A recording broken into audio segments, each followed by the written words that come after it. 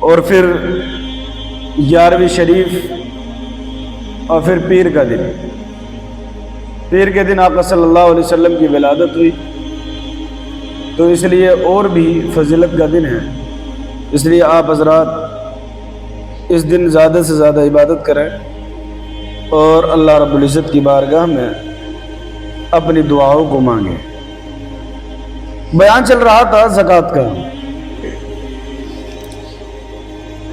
قرآن عظیم کی آیت کریمہ ہے، 9 پارہ ہے، آیت نمبر 34 ہے. اللہ رب العزت ارشاد فرماتا ہے والذین یکنزون الذهب والفضة ولا ينفقونها في سبيل الله فبشرهم بعذاب أليم يوم يحمى عليها في نار جهنم فتقوى بها جباههم وجنوبهم وظهورهم هذا ما كنزتم لأنفسكم فذوقوا ما كنتم تكنزون، جس کا ٹرانسلیٹ اور ترجمہ ہے کہ جو لوگ سونا اور چاندی جمع کرتے اور اسے اللہ کی راہ میں خرچ نہیں کرتے ہیں، انہیں دردناک عذاب کی خوشخبری سنا دو، جس دن آتش جہنم میں وہ تپائے جائیں گے اور ان سے ان کی پیشانیاں اور کروٹیں اور پیٹھیں داغی جائیں گی، اور ان سے کہا جائے گا یہ وہ ہے جو تم نے اپنے نفس کے لیے جمع کیا تھا، تو اب چکھو جو جمع کرتے تھے. یہ قرآن کی 9 پارے کی آیت ہے. وہ لوگ جو اپنے مال کو بہت پسند رکھتے ہیں اور مال کی محبت میں اللہ رب العزت کے احکام کو ادا نہیں کرتے، زکوٰۃ ادا نہیں کی اس بنیاد پر کہ مال کم ہو جائے گا، تو خدا تبارک و تعالیٰ نے ان کے لیے ایک عذاب کی خوشخبری، عذاب ہوتا ہے تو خوشخبری نہیں ہوتی ہے،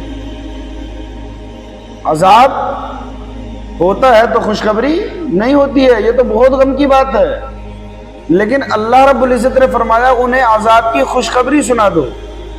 گویا کہ زکوٰۃ ادا نہ کرنے والوں کو عذاب کی خوشخبری، عذاب کے ساتھ خوشخبری کا لفظ اللہ رب العزت نے فرمایا تاکہ ان کو احساس ہو کہ جو وہ گناہ میں مبتلا ہیں، جو گناہ وہ کر رہے ہیں وہ آسان نہیں ہے بلکہ اتنا خطرناک ہے کہ اللہ رب العزت نے اس کا اظہار بھی ان کو بطور استعجاب، بطور تعجب کے طریقے پر فرمایا کہ ان کو عذاب کی خوشخبری سنا دو.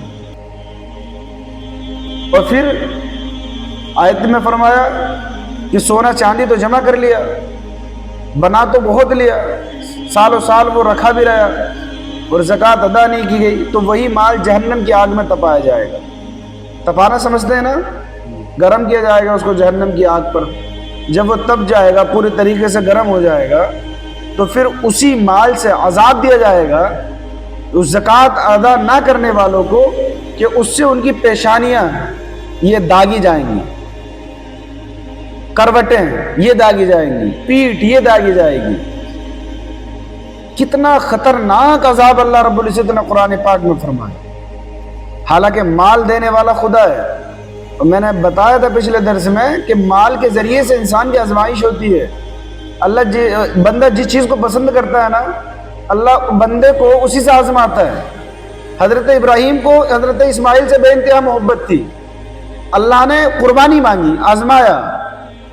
اس لیے اللہ رب العزت انسان سے اس چیز کو مانگتا ہے، طلب کرتا ہے جس کو وہ پسند رکھتا ہے. مال کسی کی جیب سے آسانی سے نہیں نکلتا، کیونکہ اس نے اس کو کمانے کے لیے بڑی محنتیں کی ہوتی ہیں، بڑے جتن کیے ہوتے ہیں، لوگوں کی اچھی بری سنی ہوتی ہے، اپنی زندگی کا ایک سرمایہ اس میں لگایا ہوتا ہے. پھر اس سے کہا جائے کہ چلو اللہ کی راہ میں دے دو، تو وہ کہے گا کہ بھائی اتنی محنت سے کمایا کیوں دے دوں میں نے تو رات و دن اس کے لیے ایک کر دیا، اتنی آسانی سے نہیں. ہاں اگر وہ یہ کہے کہ ہاں اللہ رب العزت نے مطالبہ کیا ہے، تو یہ ساری زندگی اور ساری محنت اور میرے جسم کے اندر طاقت میرا رب ہی تو دینے والا ہے.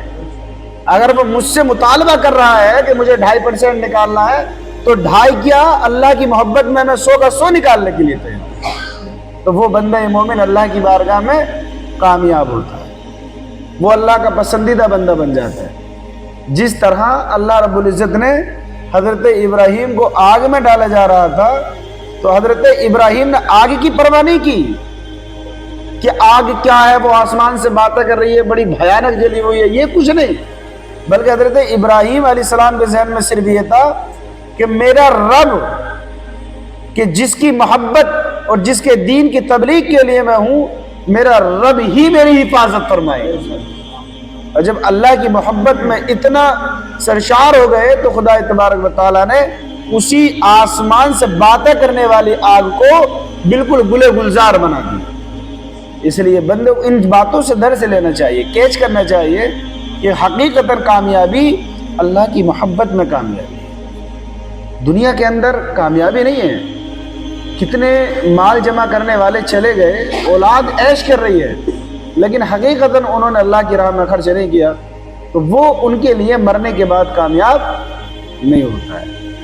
حضرت خدیجہ کی ایک صفت یہ بھی ہے کہ حضرت خدیجہ نے اپنا سارا مال اللہ کے نبی صلی اللہ علیہ وسلم اور اسلام کے لیے قربان کیا۔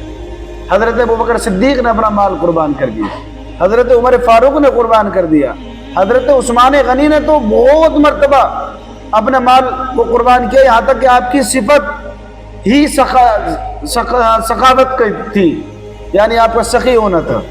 حضرت عثمان غنی کی سخاوت تھی کہ آقا صلی اللہ علیہ وسلم کی 2 بیٹی حضرت عثمان غنی کے نکاح میں، 2 بیٹی ہے، ذوالنورین آپ کو کہا جاتا ہے۔ اس لیے یہ جو مال کی محبت ہوتی ہے نا، یہ بڑی جب دل میں گھر کر جاتی ہے نا تو بڑی پریشانی اور مشکلات کھڑی کر دیتی ہے۔ اس لیے جو اللہ رب العزت نے جو حق بتایا ہے اس کو نکالنا ہم تمام کی ذمہ داری ہے۔ اور دیکھو، ایک ہوتی ہے دل کا سخت ہونا، کنجوسی جس کو کہتے ہیں ہم، بخل کہتے ہیں عربی میں اس کو، اور ایک ہوتا بہت دل کا کشادہ ہونا۔ دینی معاملات آج کے دور میں ایسے ہوتے ہیں کہ ان کا تعلق جو ہوتا ہے وہ دل سے ہوتا ہے۔ غریب بیچارہ زیادہ دے دیتا ہے، کہیں بڑا امیر جو ہے اس سے کم دے دیتا ہے، اس کا تعلق دل سے ہوتا ہے۔ قرآن عظیم نے بخیل اور کنجوس لوگوں کے لیے بیان فرمایا، وَلَا يَحْسَبَنَّ الَّذِينَ يَبْخَلُونَ بِمَا آتَاهُمُ اللَّهُ مِنْ فَضْلِهِ هُوَ خَيْرًا لَهُمْ بَلْ هُوَ شَرٌّ لَهُمْ سَيُطَوَّقُونَ مَا بَخِلُوا بِهِ يَوْمَ الْقِيَامَةِ۔ جو لوگ کنجوسی کرتے ہیں اس کے ساتھ جو اللہ نے اپنے فضل سے انہیں دیا، وہ یہ گمان نہ کریں کہ ان کے لیے بہتر ہے، بلکہ یہ ان کے لیے برا ہے۔ بتاؤ، جس کو خدا برا کہے وہ اچھا ہو سکتا ہے؟ وہ اچھا ہو سکتا ہے؟ جو اللہ کی بارگاہ میں بخل کرے، اللہ نے کیا دیا؟ مال دیا، اولاد دی، اور بہت سی نعمتوں سے نوازا۔ اللہ نے جسم دیا، بخالت کر رہا ہے انسان، نماز نہیں پڑھ رہا ہے۔ اللہ نے مال دیا، اسے اللہ کی راہ میں خرچ نہیں کر رہا ہے، یہ بخیلت ہوئی، کنجوسی ہوئی ہے۔ تو اللہ رب العزت نے ان کے لیے فرمایا یہ تو اس کو اپنے لیے اچھا سمجھ رہا ہے کہ چلو آج نہیں دیا تو بچ گیا، لیکن بل ہوا شر لہم، قرآن کہتا ہے یہ ان کے لیے برا ہے۔ اور کیا؟ سیطوقون ما بخلوا بہ یوم القیامہ، اور اس چیز کا قیامت کے دن ان کے گلے میں توق ڈالا جائے گا جس کے ساتھ بخل کیا کرتے تھے۔ توق سمجھتے ہو؟ گلا ہے، یہ گلے کے اندر آپ نے دیکھا ہوگا پٹا پڑ جاتا نا، ویسے ہی وہ مال جو جس کے بارے میں کنجوسی کی، اللہ کی راہ میں اس کو کشادہ دلی کے ساتھ نہیں دیا، تو اس مال کو توق بنا کر کے جو ہے نا اس کے گلے میں ڈالا جائے قیامت کے دن۔ یہ میں نے اب صرف زبان میری ہے لیکن رب کا فرمان ہے، اور میں الگ سے تفسیر بھی نہیں، صرف ترجمہ آپ کو بتا رہا ہوں۔ آپ اندازہ لگائیے کہ کتنا سخت عذاب اس دن ہوگا کہ وہ مال قیامت کے دن ہمارے کوئی کام آنے والا ہے۔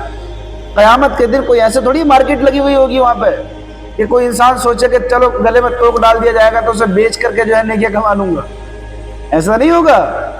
وہ مال کی اہمیت صرف یہی ہے جب تک سانسیں چل رہی ہیں دنیا کے اندر، اس دنیا سے آپ نکلیں گے نا تو اس مال کی اہمیت 0/0 ہے۔ مرنے کے بعد اس کی اہمیت کچھ بھی نہیں رہ جاتی ہے، مرنے کے بعد صرف اور صرف جو ہے وہ اعمال ہی سب سے بڑی دولت ہوتے ہیں۔ آنکھیں بند ہوئی، مال کی اہمیت 0/0، کچھ نہیں رہی۔ اب اس کے بعد میں صرف اور صرف جو ہے وہ انسان کے اعمال اس کے ساتھ ہوتے ہیں۔ اللہ کے نبی صلی اللہ علیہ وسلم نے حدیث پاک میں ارشاد فرمایا، زکوٰۃ کے متعلق بے شمار احادیث کریمہ بھی ہیں۔ یہ 2 آیتیں جو نہ دینے والوں کے تعلق سے ہیں وہ میں نے آپ حضرات کو بیان فرمائی۔